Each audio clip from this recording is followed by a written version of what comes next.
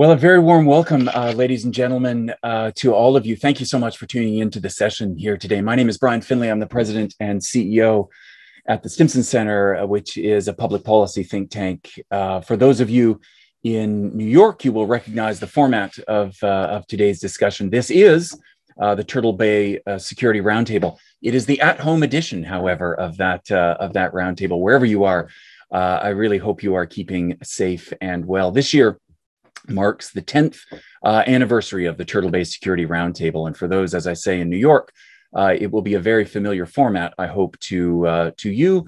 For others that are joining, a very warm welcome. Since 2011, thanks to the permanent mission of Japan to the United Nations, we have co-hosted this session for the past decade. As I say, this roundtable really has sought to convene not just UN member states, but representatives of the Secretariat, with experts from think tanks, from private industry, from academia, to really mutually inform one another and develop really practical ideas that advance international peace and security. It's really a unique forum. It's an opportunity for all of you in New York to check your talking points and instructions from Capitol at the door, and really just have an educational exchange with one another on various issues of international security concern. Now, under normal circumstances, we would be gathered across the street from UN headquarters at the Japan Society in New York, enjoying one another's company, and also enjoying an off the record discussion. Of course, the pandemic, as it has in so many other ways in our lives, has intervened, and so for the very first time in history, we are gathering virtually for this roundtable, and we're also opening up the dialogue for the very first time to a modestly wider audience. And today we have participants dialing in not just from New York, but really from all over the world. A quick program note, this is intended to be a forum for discussion, and so I would ask throughout the next hour for you to use the chat function in your Zoom there at the bottom of the screen, and my colleagues will feed those questions to me for the Q&A that will come a little later on. But before we turn to the formal program, I want to introduce to you our host for our discussion today. He is making his inaugural visit to the Turtle Bay Security Roundtable. Ambassador Ishikane is the permanent representative, of course, of Japan to the United Nations. He previously served as ambassador of Japan to Canada, and before that, he was deputy minister for foreign policy. He has had a remarkable career of government service in Japan and abroad. Ambassador, you arrived in the midst of a pandemic. Welcome to New York. And welcome to the roundtable series. I really look forward to meeting you in person as soon as we are all able. I'm also really grateful to you, Ambassador, for your leadership in moving this seminar series forward, and also a big thanks to your very competent staff. Now he's and others who have really made this possible. But with that, Ambassador, welcome again, and I give you the floor, sir. Well, thank you, Brian, and hello, everyone. Well, it's really my pleasure to speak at this Turtle Bay seminar. The Japanese mission to the United Nations has held this seminar together with the Stimson Center since 2011, and it is part of Japan's long-standing effort to contribute to the UN community in New York and beyond, bringing fresh ideas and perspectives from the private sector into diplomatic circles.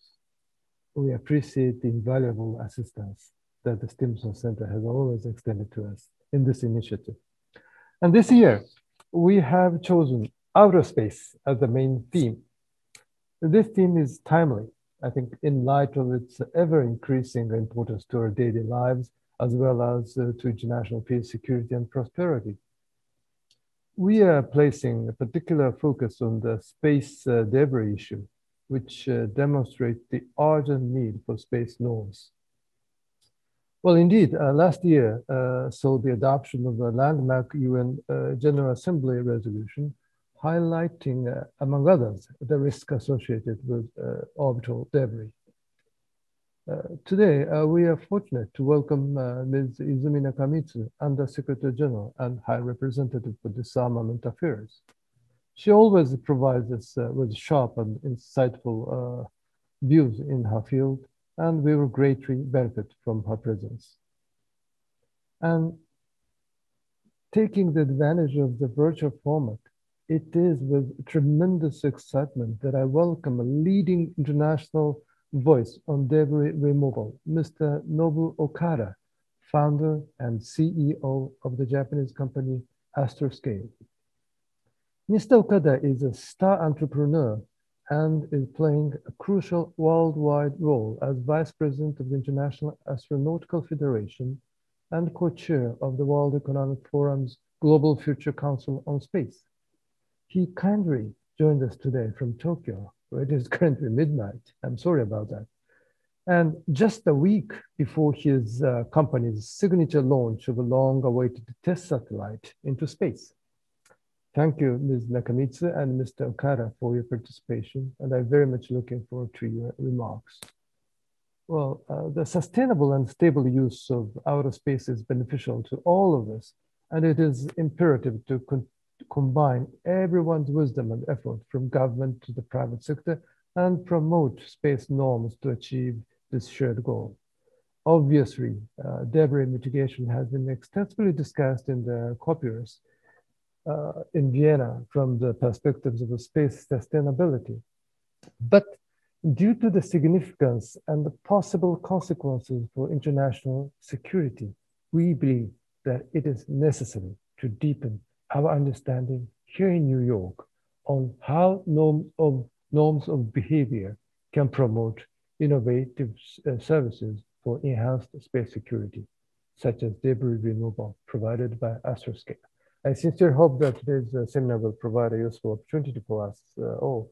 And thank you very much. And I'm really looking forward to seeing you in person. Thank you very much, Brian. Back to you. Well, thank you again, Ambassador, for those opening remarks. And I know we'll hear from you a little later on in the program as well. Izumi Nakamitsu requires no introduction to this audience. She, of course, serves as the Undersecretary General and High Representative for Disarmament Affairs at the United Nations. She also may be the hardest working person on First Avenue. She has been a longtime friend of the Turtle Bay Security Series, contributing, you will be surprised to hear this, High Representative, to 5 previous sessions of this roundtable.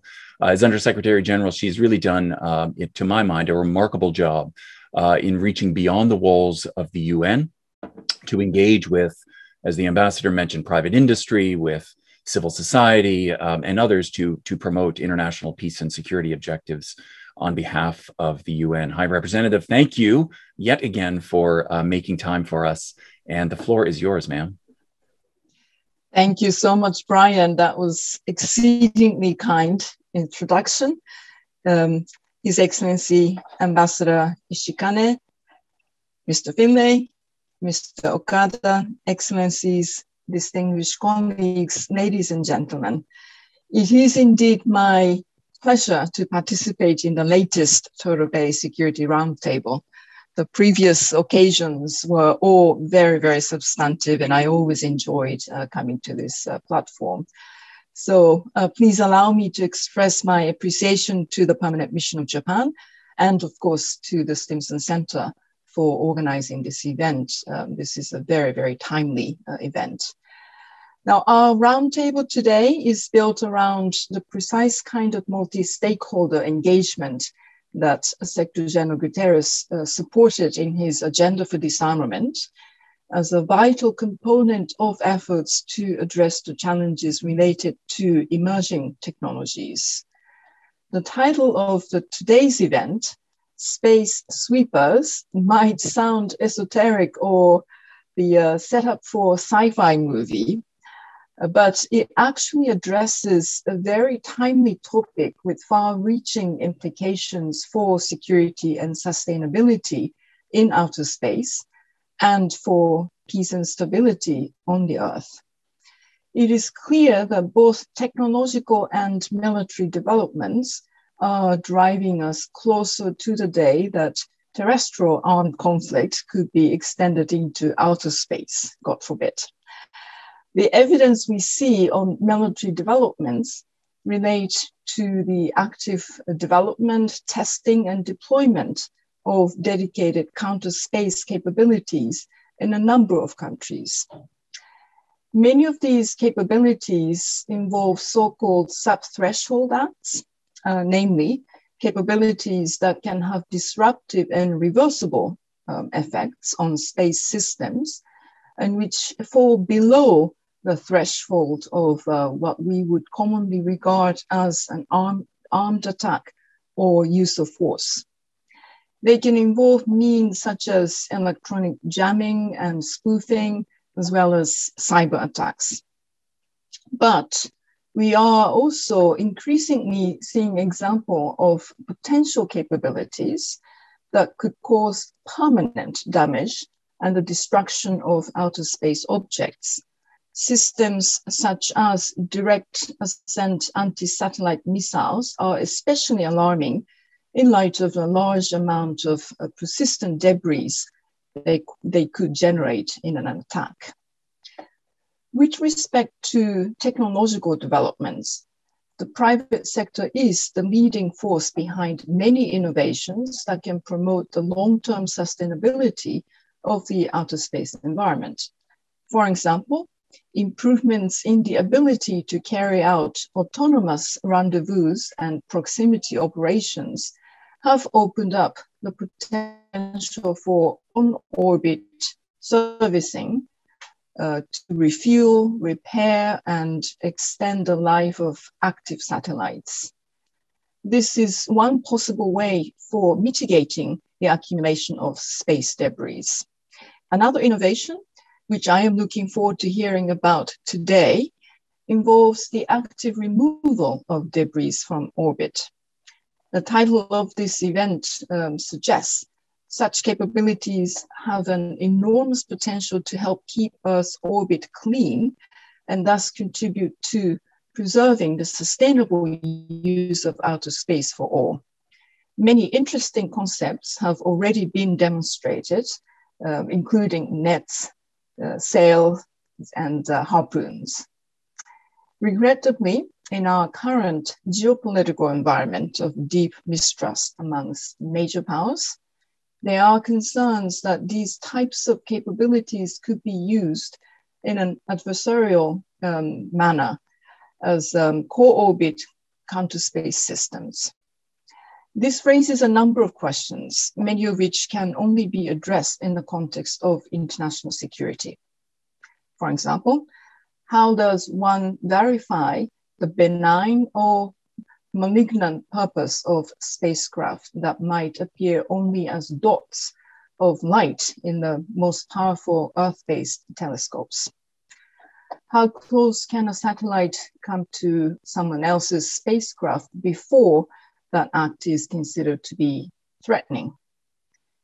Do we need special rules to protect space systems that serve as critical infrastructure? How can cooperation in space situational awareness contribute to providing reassurance about intended purpose of satellites, or even to the verification of rules and limitations decided by states? The current satellite registration practices provide sufficient transparency on the capabilities and purpose of potentially dual-use satellites. To promote responsible innovation, what actions can private space actors take to contribute to preserving space as a realm free of conflict? Well, I do not expect our distinguished speakers even to be able to provide answers to all of those questions today.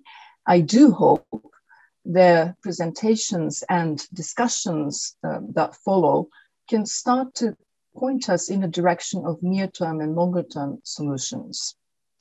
In this connection, I hope this discussion will contribute to the Secretary General's report on reducing space threats through norms, rules, and principles of responsible behaviors, which we are preparing at the moment pursuant to Resolution 75/36. it has been recognized that such measures can form the basis for concepts and proposals for legally binding obligations. And in this spirit, I am confident that new ideas and proposals complement and actively contribute to broader efforts and contribute to the long-standing goal of preventing an arms race in outer space. So I look forward to learning and understanding more about the current state of technologies and how the private sector can contribute to building a more sustainable and secure outer space environment. And thank you very, very much for your attention. Madam Undersecretary General, we can always count on you for a succinct framing of the issues. So grateful, as always, for your participation here, and I'm particularly taken with and would like to come back to you maybe in some of the Q&A about engagement between private industry and the UN and member states, and how that has been facilitated, and how we can do better in the years ahead. I would just quickly remind participants that if you have questions, please do put them in the chat, and we will get to them. As has been mentioned by Ambassador Ishikane, as well as by the High Representatives, it's been more than 60 years we have been exploring space and exploiting space, and sadly polluting Earth's orbit with debris from satellites as they reach the end of their lifespans through or discarded rockets and what have you.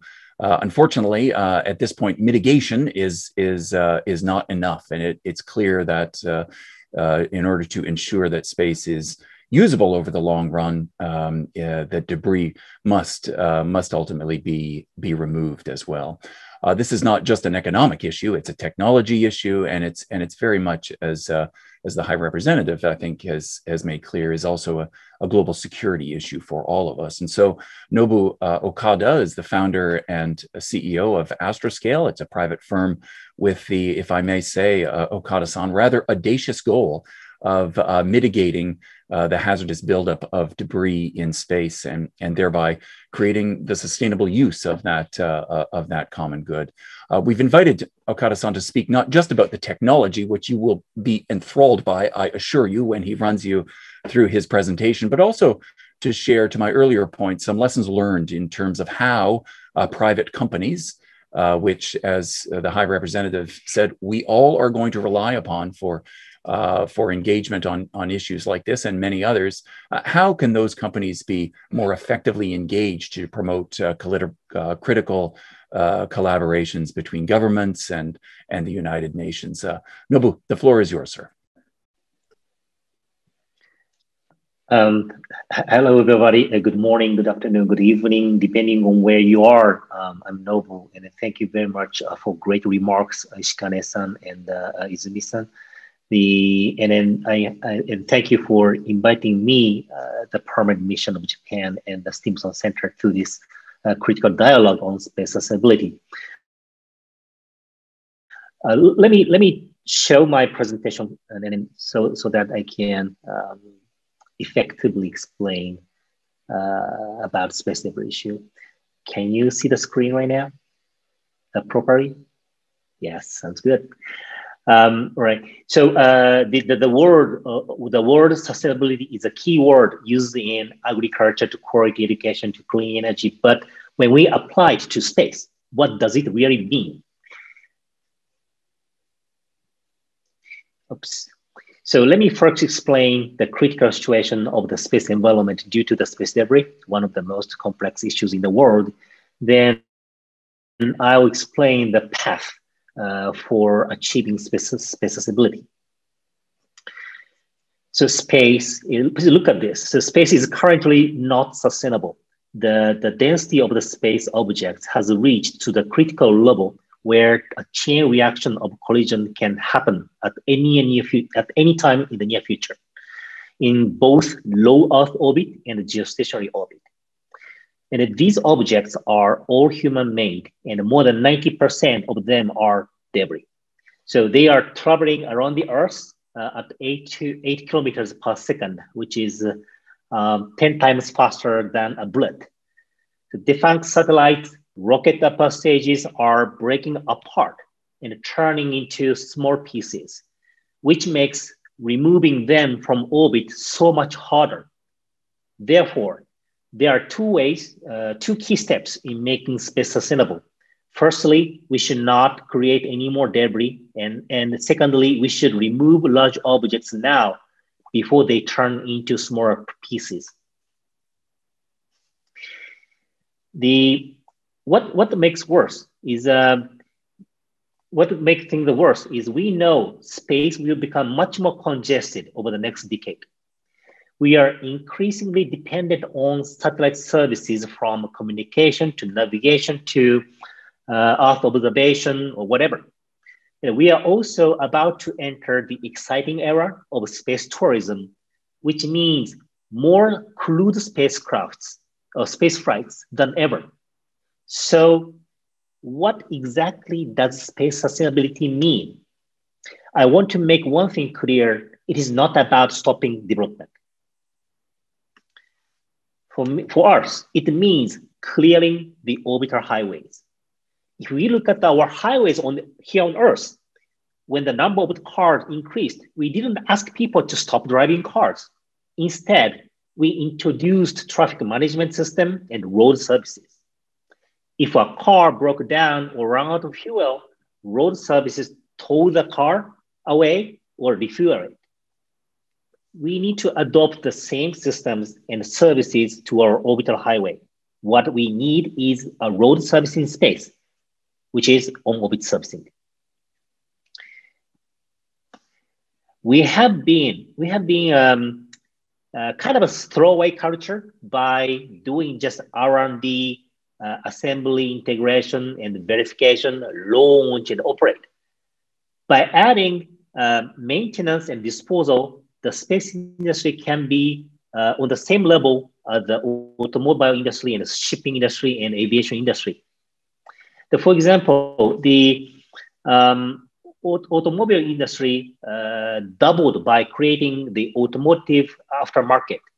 It could reduce the lifetime cost for owners and reduce traffic accident risks. And then in the end, so the automobile industry could expand their users. So why not do the same in space? To do that, we need RPL technology, which stands for rendezvous and proximity operations, and the right set of regulations, which I will explain shortly.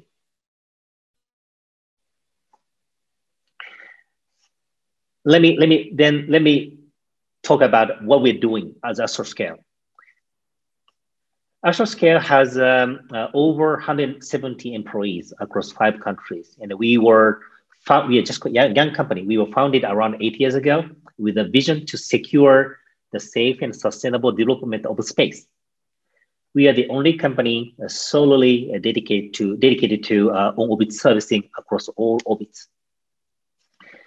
We are simultaneously developing the missions for end-of-life services, active debris removal, in-situ SSA, space situational awareness, and life extension. And we will start these services within a couple of years. RPL technology is the core technology for across these 4 business lines. And then RPL is a diverse set. It's not the one component, it's a diverse set of technologies and activities.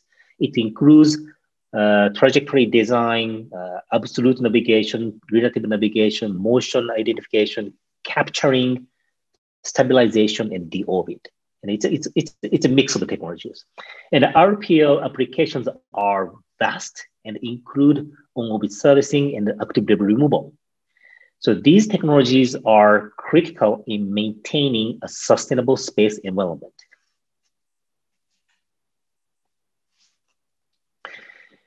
And as the Ambassador Ishikane said, in a week, in 10 days, we will launch the world's first commercial active debris removal demonstration satellite called ELSA-D. So during this mission, we will demonstrate the first ever capture of a kind of tumbling object in space. And we will also prove the core RPL technologies necessary to dock and remove objects in space. This is the image of our active debris removal satellite. So this small service satellite can remove an object up to several tons, like rocket upper stages. We are working with JAXA for the initial phase of this project. This is the image of the live action satellite, which also we are developing right now.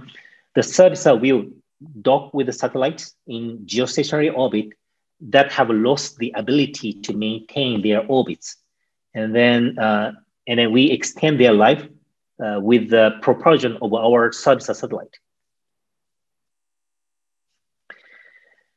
We are not just a space technology company. We are also addressing the complex regulatory and policy issues surrounding this problem. We are aware of that. So we are working with industry to create standards and best practices. And we are talking to governments to develop regulations. And we are involved in discussions with the global groups addressing this global issue. So we are quite busy. So this is the last slide talking about our expectation for space diplomacy. 3 points. The number one is the orbital debris removal. Orbital debris removal and space accessibility are not only a concern for space agencies or commercial space or national security. These are urgent issues for global community, for everyone. Number two, immediate actions are needed from industry, states, and global organizations. Industry can develop innovative missions and drive discussions of best practices and standards.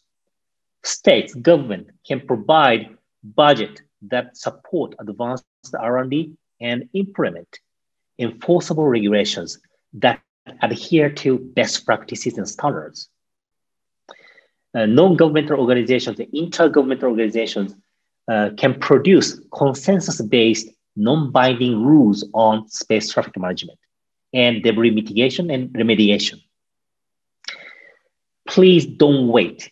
Please don't wait. The clock is ticking. So lead by example and seed global discussions. Thirdly, regulatory action items should include this kind of stuff. Number one, improve SSA, space situational awareness, by sharing data of the satellite location, maneuver plan to have a better traffic management. And then avoid collision by communicating with other operators and advanced technologies. Deorbit all satellites at the end of life. Remove environmental critical objects up there already. So these are what we expect, and these are paths to achieve space accessibility with industry, states, and non-government organizations, and intergovernmental organizations. So thank you very much for listening, and then I'm happy to have a discussion and then have studying the questions. So thank you very much. Hassan, thank you again for that great presentation. And again, just for those of you out there, you can address any questions you have in the Q&A button at the bottom of your screen, and my colleagues will pass those along to me. I want to start, if I may, High Representative, with a question to you. You noted that the challenges that you at the Secretariat and on behalf of all member states are facing require necessarily the engagement of private industry in many cases to solve. And this is a great example of that. Now, you have held many different roles in the Secretariat over your career, and you've seen, I expect, over your tenure at the UN, an evolution of how the United Nations engages with outside actors. And I wonder if you could just say a few words with respect to what does that look like over time, and how can private industry actors like Astroscale and many, many others more effectively engage with and be engaged by the United Nations? Well, Brian, thank you for that question. It's it's one of those challenges that UN is really acutely aware that we have to improve. Let me just start with a couple of issues related to how private sector can contribute, especially in the outer space discussions. I think private sector, academia, civil society, and industry. They all have a very important and very specific roles that they can play, and then we very much look up to them to play those roles. I think the academic institutions really can contribute to increasing space situational awareness, which we all need to have. Whether by pooling their collective capacity to track and monitor space objects, or by providing analysis on space activities.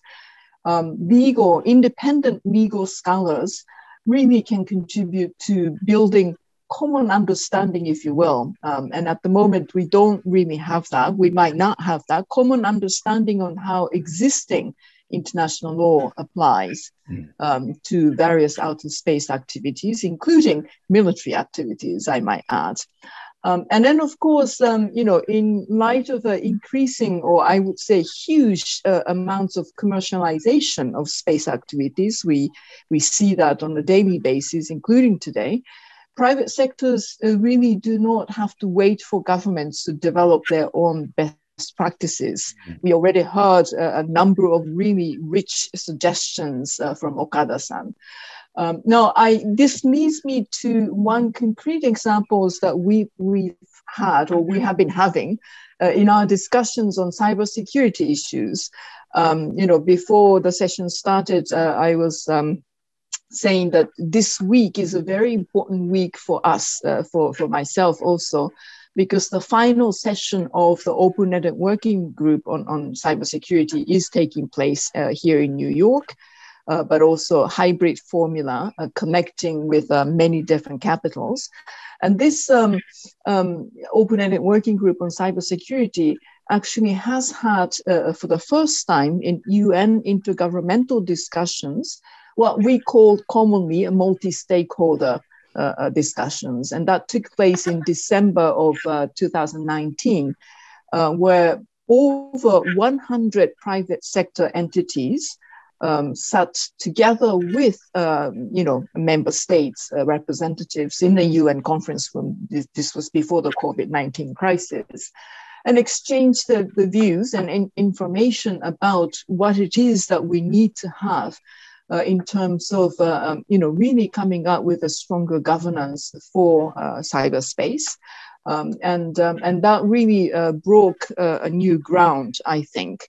The private sector entities, of course, started with their own best practices, started with their own making of, code of conduct. There have been a few different, formats of that. And that really fed into intergovernmental discussions on what we need to have. Now the states are together discussing, until Friday this week, what they want to do in the next iteration of their intergovernmental norms strengthening process. And indeed, private sector entities really made enormous contributions, and they continue to engage. They provided very useful comments on the reports that they are preparing, different iteration of drafts, etc. So we are now in a very different phase, if you will, of intergovernmental discussions. This might, in fact, be what the Secretary General calls inclusive multilateralism beyond governments and also networked.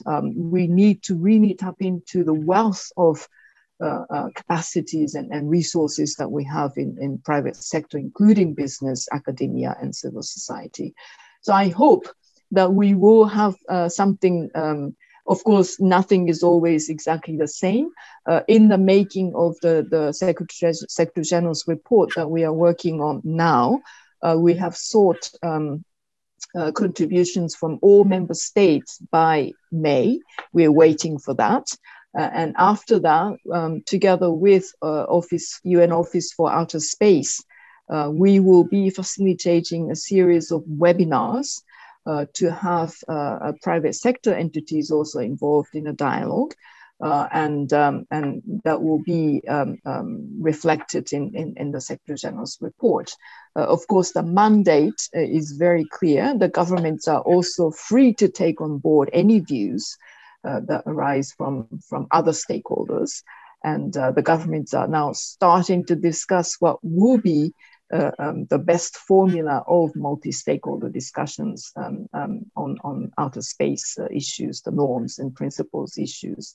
So we're very excited, very much looking forward to the process that we are about to launch after we receive the member states' contributions.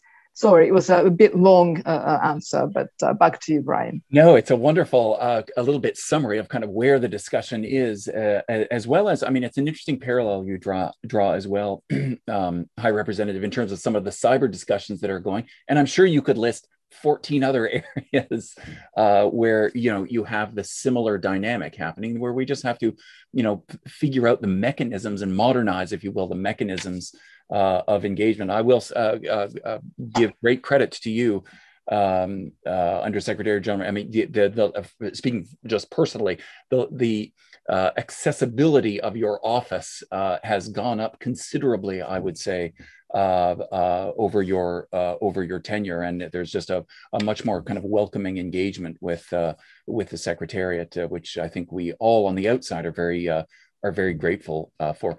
Okada-san, I want to draw you into this conversation, and part of me wants to get kind of the other side of the coin from you. But before we do that, in terms of what it's like for a private sector company to be engaging with UN, but maybe before we get to that, we have to geek out here. We've got a lot of space nerds that have tuned in, Nobu, into the conversation. So let me just give you a quick rapid fire of some of the questions that have come in, and maybe we could just quickly go back and forth and get some quick answers to some of the technical questions that have arisen as a result of your presentation. So first, a rapid fire question is, how does the technology differentiate, Nobu, between what is debris and what is a functioning satellite?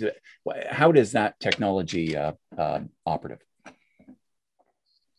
The question about how to capture the objects.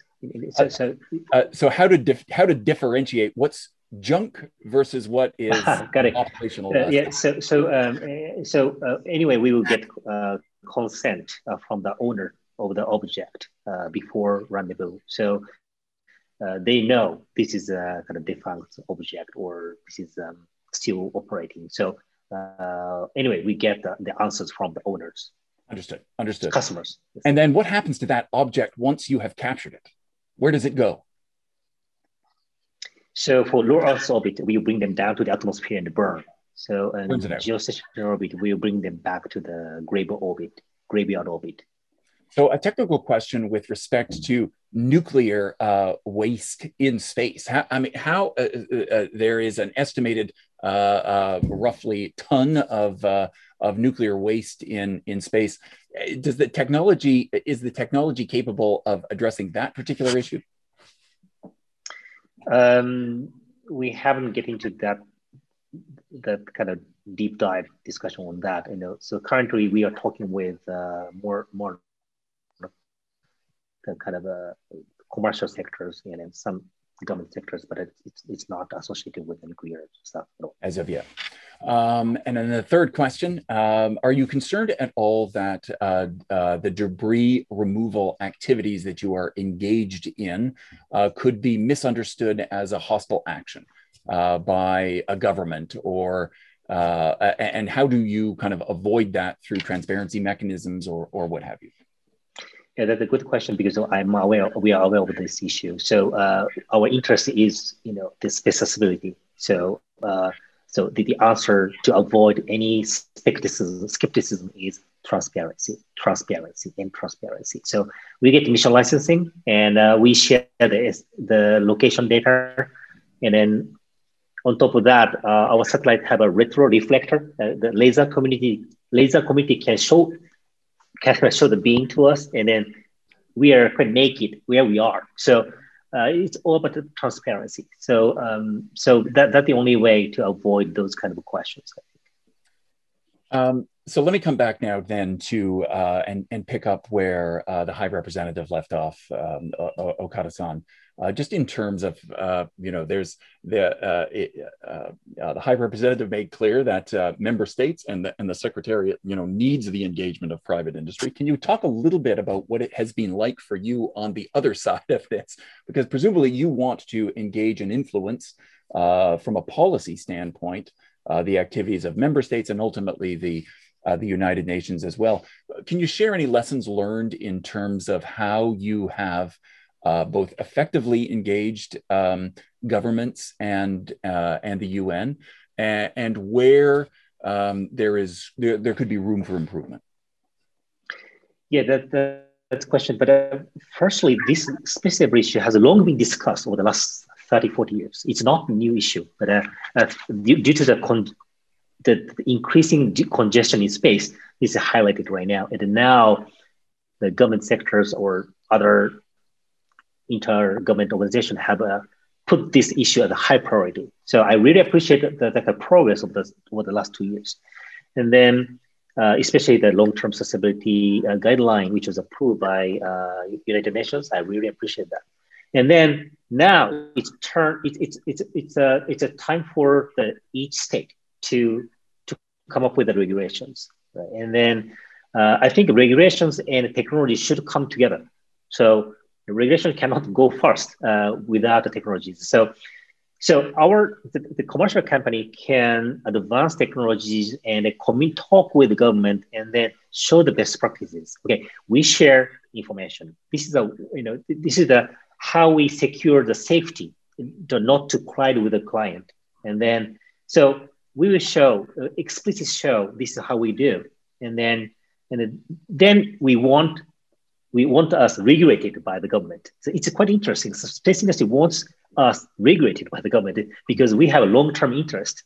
We don't want to see our satellite go defunct, hit by debris, and then suddenly shut down our business. We don't want to see this. So it's a very good time to communicate with the government, between government and commercial sectors right now. I'm hoping I'm answering your question. No, you absolutely you are.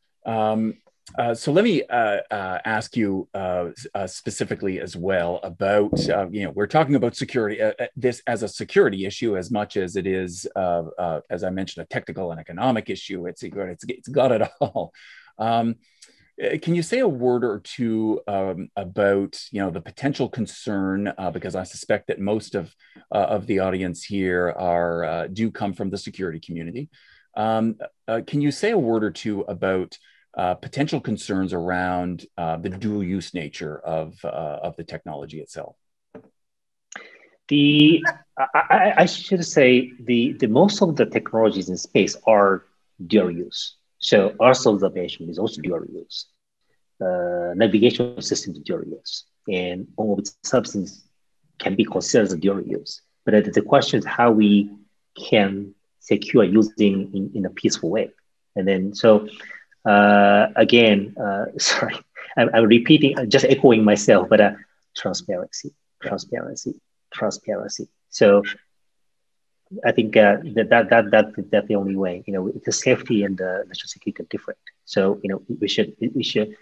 we will just chasing after our mission to make space sustainable. So a question to maybe both of you to bring you back in, High Representatives. Could you say a word or two about the recent UK-Japan resolution within the General Assembly that called upon, as you well know, countries to report to the Secretary General what they determine to be space threats, how they identify responsible behavior, what steps are being. Can you talk a little bit about that? And then I'd be curious to know as well, Okada-san, if you're aware whether or not Japan is submitting a report to that process. High Representative, we can maybe start with you on in terms of kind of what the perspective of the Secretariat.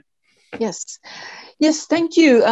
No, we are very happy to work under this, on the implementation of the mandate that was given by that particular General Assembly resolution. As I referred to in my initial remarks, we have requested all UN member states to give their inputs into this, their national views of the matter. We will put them together, and then obviously we will, do an analysis of how member states actually see these issues. And once we have received those inputs, we are also, as I said, planning to facilitate a number of or series of webinars to, sort of activate discussions also involving private sector people as well. Now, just a couple of things.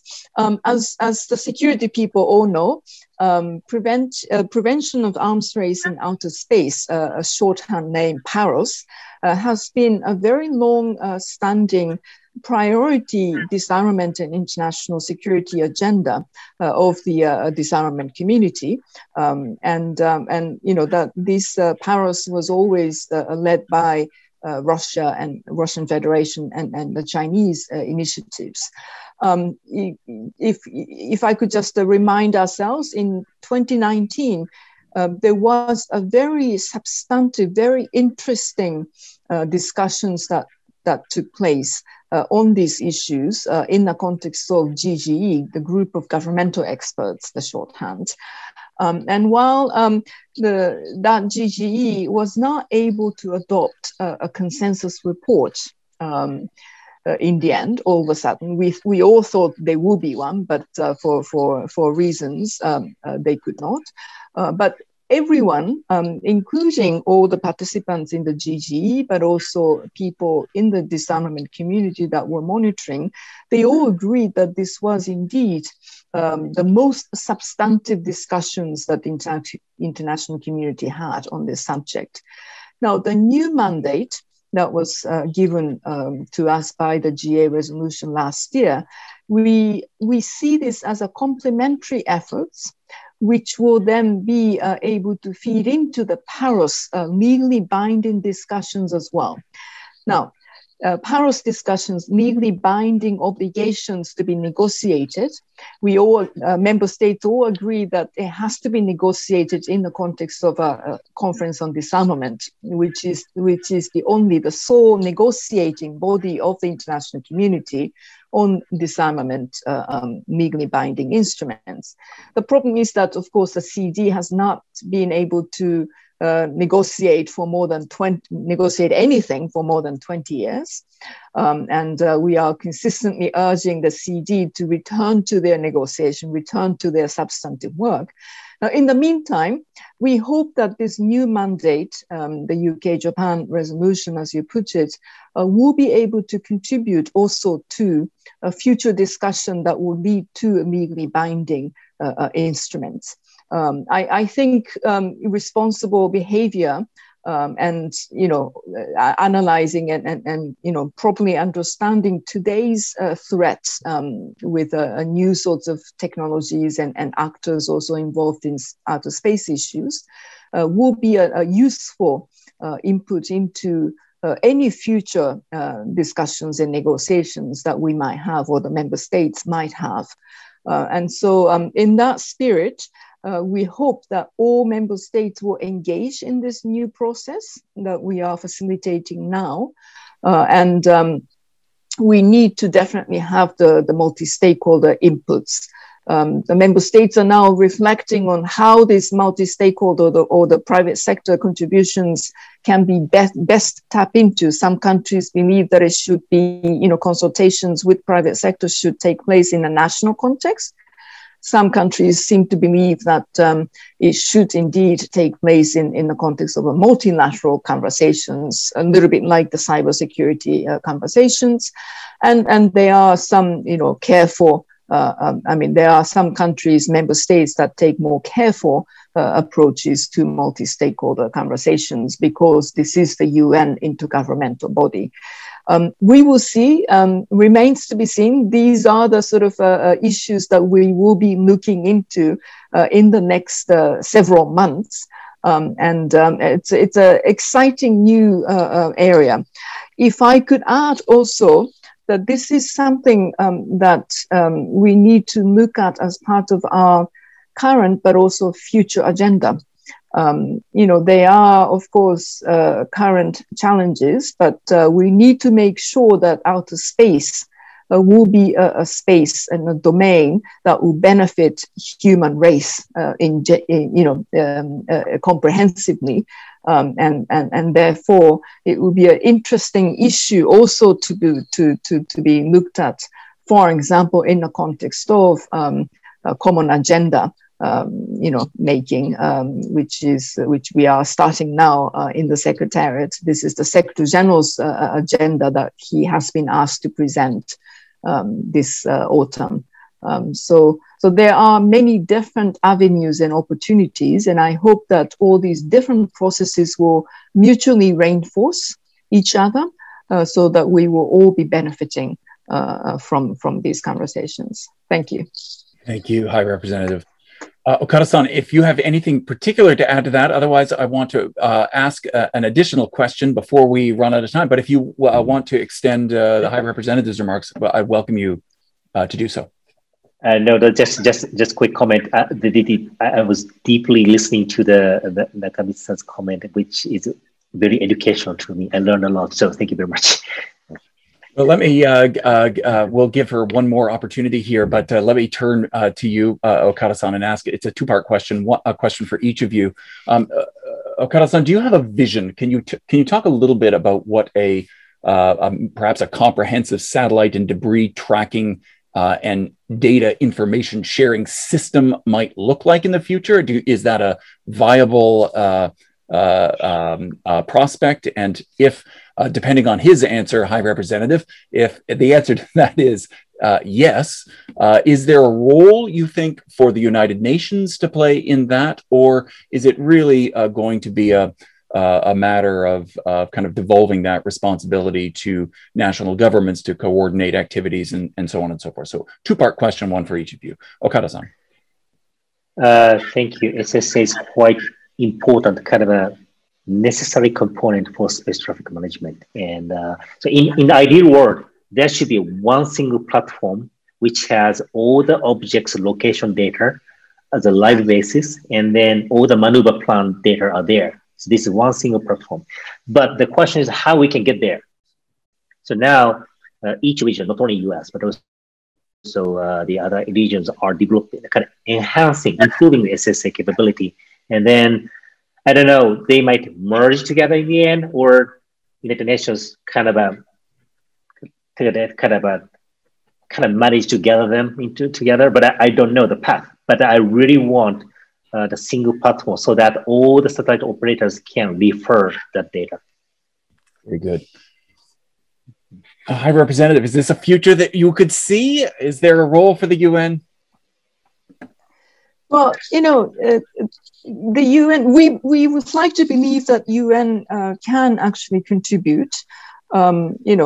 We are an organization, global organization that can provide a platform for governments and increasingly private sector people to come together and discuss and eventually negotiate. So it's a platform, and we can facilitate such conversations and discussions. But in doing so, we would like to believe that we also have, substantive, analysis, expertise, etc., that we can offer.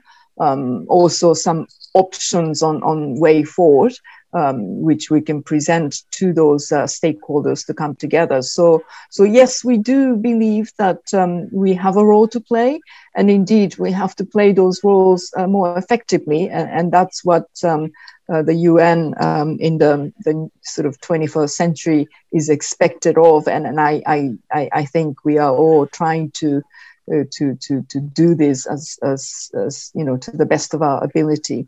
We are very much looking forward to engaging with people like Okada-san and others.